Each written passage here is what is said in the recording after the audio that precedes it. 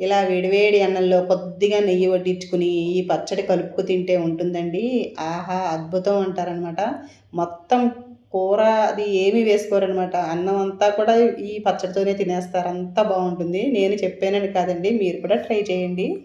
Hi అండి. నమస్తే. Welcome back to our channel Ganasri recipes. పనసకాయతో పచ్చడి ఎప్పుడైనా తిన్నారా? చూడ్డానికి కొబ్బరికాయ పచ్చడిలా ఉంది కదా! లేత పనసకాయతోటి పచ్చడి అనమాట అండి ఇది. నేను ఎలా తయారు చేశానో మీరు కూడా చూసేయండి. చాలా అంటే చాలా బావుంటుంది. పనసకాయ ఆవపెట్టిన కూర, పులిహార కూరలాగా అది వండుతూ ఉంటాం కదా! ఇదైతే కొంచెం పచ్చడి టైప్‌లో ఉంటుందనమాట. ఇది మొత్తం చూసాక మీరు పచ్చడి అనుకుంటారో, కూర అనుకుంటారో మీరే కామెంట్ చేసి చెప్పండి. చాలా లేతగా ఉన్నాయి కాయలు చూసారా? ఇటువంటివి ఇక్కడ అమ్ముతూ ఉంటారు. ఎవరైనా అడిగితే చెట్లు ఉన్నవాళ్ళు ఇస్తూ ఉంటారనమాట. ఇలాగే ఒక కాయ అయితే నేను ఇలా పచ్చడిలా చేశాను. ఇంకొక కాయ అయితే బిర్యానీ చేశాననమాట. అదే పనస ముక్కలతోటి రైస్. ఇంత లేతకాయ అయితే నేను ఎప్పుడు వాడలేదు. అసలు గింజ అనేదే లేదండి. చాలా టేస్ట్‌గా ఉంది. మనకు కొంచెం పెద్ద పెద్ద పనసకాయలు అయితే వస్తాయి కదా మన వైపు.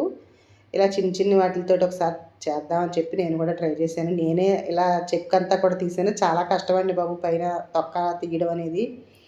పాలవి కారిపోతున్నాయి చూసారు కదా! కలర్ కూడా మారిపోతూ ఉంటుంది. కొంచెం హార్డ్ వర్కే ఇది. కొంచెం ప్రాక్టీస్ ఉండాలి. నేనైతే కొంచెం గ్లౌజులేవో వేసుకొని అలా మొత్తానికి పైనున్న తొక్కంతా తీసి పసుపు అలాగే నూనె రాసి చిన్న చిన్న ముక్కలుగా చేశాననమాట. కొంచెం కష్టమే అనిపించింది ఇలా కట్ చేయడం. కొంచెం అలవాటు ఉన్న వాళ్ళైతే తొందరగా తీసేస్తారు.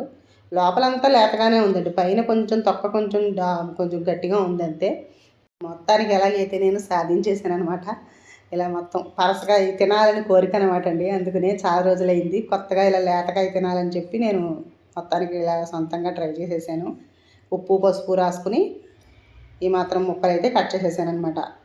చేసి చూసారా? కట్ చేసే కొద్దీ వెంటనే కలర్ మారిపోతున్నాయి. చాలా లేతగా ఉండడం వల్ల ఏంటో మరి. ఇప్పుడు మిక్సీ జార్‌లో వేసేసి ఇలా పుట్టులా మిక్సీ గ్రైండ్ చేసేసాననమాట. ఇంకా కావాలంటే ఇంకా కూడా చిన్నగా కూడా తీసుకోవచ్చు. నేనైతే ఈ సైజులో కావాలని చెప్పి కొంచెం నాకు పచ్చడి అయితే పొడి పొడిలాడేలా ఉండాలి. కూరలాగా ఉండాలి. ఆ టైప్‌లో ఉండాలని చెప్పి నేను ఇలా తీసాననమాట. ఇప్పుడు మళ్ళీ శుభ్రంగా ఒకసారి కడిగేయాలి. కడిగేసి ఇలా నీళ్ళనేవి తీసేసి ఇలా విడిగా వేసుకోవాలి. చూసారా కలర్ మళ్ళీ ఎలా మారిపోయాయో. మళ్ళీ మనం ఉప్పు, పసుపు వేసి ఉడికించిన తర్వాత మళ్ళీ మామూలుగా వేరే కలర్‌లోకి వస్తాయన్నమాట.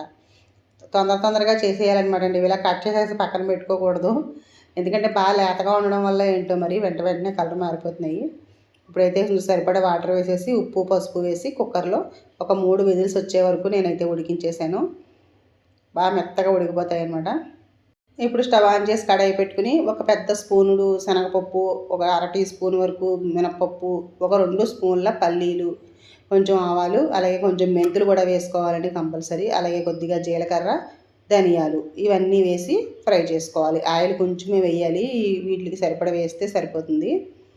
ఇందులో ధనియాలు, జీలకర్ర, మెంతులు కంపల్సరీ వేయాలన్నమాట. అవే టేస్ట్ బాగా ఉంటాయి. అలాగే ఒక 7, 8 ఎండుమిర్చి కారానికి తగ్గట్టు ఎండుమిర్చి వేసుకోవాలి. ఎందుకంటే మనం పచ్చిమిర్చి కూడా వేసుకుంటాము.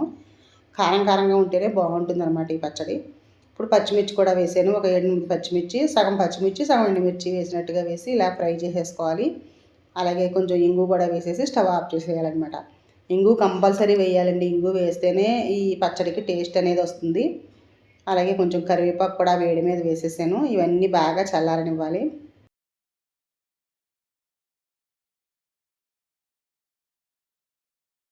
ఉడికిందో లేదో చూద్దాము. చూడండి కలర్ మళ్ళీ మామూలుగా పచ్చగా అయిపోయింది చూసారు కదా!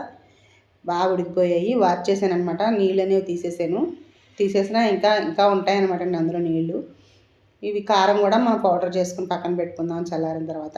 ఈ పనసకాయ ముక్కలైతే ఇలా చిన్ని ముక్కలు ఉన్నాయి కదా! ఇవైతే ఇలా గట్టిగా పిండి అందులో ఉన్న వాటర్ అంతా తీసేయాలి. మీకు ఇంకా మెత్తగా కావాలి అనుకుంటే ఇప్పుడు ఈ పాయింట్లో ఉండగా వీటిని మళ్ళీ ఒకసారి గ్రైండ్ చేసుకోవచ్చు. నాకైతే ఇలా పొడిలాడేలాగా ఉండాలని చెప్పి నేను ఇలా తయారు చేశాననమాట. చూసారు కదా! ఇలా రెడీ చేసుకున్నా. ఒక కాయకైతే ఈ మాత్రం అయింది. అలాగే ఈ పౌడర్ కూడా రెడీ అయిపోయింది మసాలా పొడి. ఇప్పుడు మళ్ళీ స్టవ్ మీద కడాయి పెట్టుకుని ఆయిల్ అయితే కొంచెం ఎక్కువ పడుతుందండి ఇప్పుడు దీనికి. ఇప్పుడు ఇంచుమించుగా నేను ఒక 2 స్పూన్ల వరకు ఆయిల్ వేసాను. వేరుశనగ నూనె వేసుకుంటున్నాను. టేస్ట్ చాలా బాగుంటుంది. అందులో కొద్దిగా ఆవాలు, జీలకర్ర, కరివేపాకు, ఎండుమిర్చి వేసాను. లైట్గా వేయాలన్నమాట. ఆల్రెడీ మనం ముందు వేస్తాం కదా, పౌడర్ చేసేసుకున్నాం కదా. అలాగే కొంచెం ఇంగు కూడా వేసేసి పనసకాయ ముక్కలు ఇలాగా ఒకసారి ఫ్రై చేసుకోవాలి కొద్దిసేపు. పనసకాయ ఇష్టం అంటే ఉండేవాళ్ళు ఎవరైనా ఉంటే మాత్రం తప్పకుండా ఈ రెసిపీ ట్రై చేయండి. తింటే అస్సలు వదిలిపెట్టరు అనమాట. 2-3 రోజులు అయితే మనం ఫ్రిడ్జ్లో స్టోర్ చేసుకుని కూడా తినచ్చు. ఊరే కొద్దీ టేస్ట్ బాగుంటుంది అనమాట అండి. ఇప్పుడు ఒక 3 స్పూన్ల చింతపండు రసం వేసుకుందాము. ముందుగా నానబెట్టి ఉంచుకోవాలన్నమాట. చింతపండు రసం కంపల్సరీ వేయాలి. అలాగే సరిపడినంత సాల్ట్ కూడా వేసేస్తున్నాను. వేసేసి కొంచెం పసుపు కూడా వేసేసి ఇలా మొత్తం అంతా కలిపి కొద్దిసేపు బాగా మగ్గనివ్వాలన్నమాట. ఈ చింతపండులో ఇది ఉడకాలన్నమాట. ఇప్పుడు ఇంకాను ఇదే కొంచెం టైం పడుతుందండి మనకి. ఆయిల్ అనేది కూడా కొంచెం ఎక్కువే పడుతుందండి పచ్చడికి. టేస్ట్ రావాలంటే తప్పదు మరి. ఇలా మూత పెట్టేశాను కదా. ఇప్పుడు చూడండి ఇంకా కొంచెం బాగా మెత్తగా ఉడికిపోయింది. ఈ చింతపండు అంతా కూడా పీల్చేసింది అనమాట. ఈ పచ్చడి అయితే ఆయిల్ బాగా పీల్చేస్తుందండి. చూసారా, ఆయిల్ అనేది అస్సలు కనిపించట్లేదు ఎంత వేసానో. ఈ పౌడర్ అయితే వేసేస్తున్నాను. ఈ కారం అయితే చాలా బాగుంటుంది అనమాట అండి. మంచి ఫ్లేవర్ ఉంటుంది ఇందులో. మెంతులు అవి వేసాం కదా, ఇంగువ మెంతులు అన్నిటికి కూడా చాలా మంచి ఫ్లేవర్ వస్తుంది. ఈ కారం పొడి వేసేసి మళ్ళీ ఒకసారి మొత్తం ఈ కూరకి పట్టీలాగా కలిపేసుకోవాలి. కొంచెం ఆయిల్ కూడా లేనట్టు కనిపిస్తుంది చూసారు కదా. మళ్ళీ కొంచెం ఆయిల్ వేసాను. ఇంచుమించుగా ఈ కూరలోకి ఆయిల్ అయితే ఒక 5 స్పూన్ల ఆయిల్ అయితే పట్టినట్టు అనిపించిందండి నాకు ఈ పచ్చడిలోకి. చిన్న స్పూన్ ఉంటుంది కదా, ఆ స్పూన్ తోటి అయితే 5 స్పూన్లు అండి. ఇలా చేసుకుని ఒకసారి కారం అంతా కలిపేసి, మీకు కొంచెం ఆయిల్ తక్కువగా కావాలి అనుకుంటే కొంచెం తగ్గించి వేసుకోండి, పర్వాలేదు. కానీ ఇలా వేస్తేనే బాగుంటుందని చెప్పి నేను చెప్తున్నాను. వేరుశనగ నూనె అయితే ఇంకా కమ్మగా ఉంటుందన్నమాట. పప్పుల నూనె అది అయితే చాలా బాగుంటుంది. ఆల్మోస్ట్ రెడీ అయిపోయింది. మూత పెట్టి కాసేపు ఉంచేసాను కదా, రెడీ అయిపోయింది. పైన కొంచెం కొత్తిమీర చల్లేసానండి. టేస్టీగా పనసకాయ పచ్చడి అయితే రెడీ అయిపోయింది. చూడడానికి కొబ్బరి పచ్చడి ఉంది అలాగే ఉంది కదండి, దానికి మించి ఉంటుందన్నమాట ఈ టేస్ట్. ఇలా లేత పనసకాయలు దొరికితే మాత్రం ఖచ్చితంగా తప్పకుండా మిస్ అవ్వద్దు. తయారు చేసుకుని చూడండి, చాలా అంటే చాలా బాగుంటుంది. లేదంటే పెద్ద పనసకాయ పొట్టైనా పర్వాలేదు, ముదురుకాయ అయినా సరే ట్రై చేయండి. అన్నంలో తింటుంటే ఎంత బాగుందో అండి. ఇప్పుడు చేశాను కదా, సాయంత్రానికి ఇంకా బాగా ఊరిపోయింది ఇది చింతపండు వేయడం వల్ల. 2-3 రోజులు కూడా చాలా బాగుంది. ఫ్రిడ్జ్లో పెట్టుకుని కూడా తినొచ్చు అనమాట. చూసారు కదా, టేస్టీగా పనసకాయ పచ్చడి అయితే రెడీ అయిపోయింది.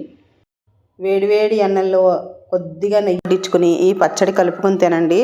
ఆహా అంటారు, మళ్ళీ కావాలంటారు అనమాట. అంత బాగుంటుంది, సూపర్ టేస్ట్గా ఉంటుంది. మరి నచ్చితే లైక్ చేయండి. ఫస్ట్ టైం నా ఛానల్ చూస్తే సబ్స్క్రైబ్ చేసుకోండి. చూడండి, ఇలా అన్నంలో కలుపుకొని తింటే ఉంటుందండి. ఇంకేమీ తినమన్నమాట. మొత్తం అన్నం అంతా కూడా ఇలా పనసపొట్టుతోనే తినేస్తామన్నమాట ఈ పచ్చడితోటి. ఇప్పుడు పనసపొట్టు బాగా దొరుకుతుందండి. ఆలస్యం చేయకుండా మరి మీరు కూడా ఒకసారి ఇలా ట్రై చేసేయండి. అలాగే ఈ రెసిపీని మీ ఫ్రెండ్స్కి రిలేటివ్స్కి కూడా షేర్ చేసి వాళ్ళని కూడా ట్రై చేయమని చెప్పండి. మరి ఎలా వచ్చిందో నాకు మాత్రం మీరు కామెంట్ చేయండి. మరొక వీడియో తోటి మళ్ళీ కలుద్దాం. Thank you for watching.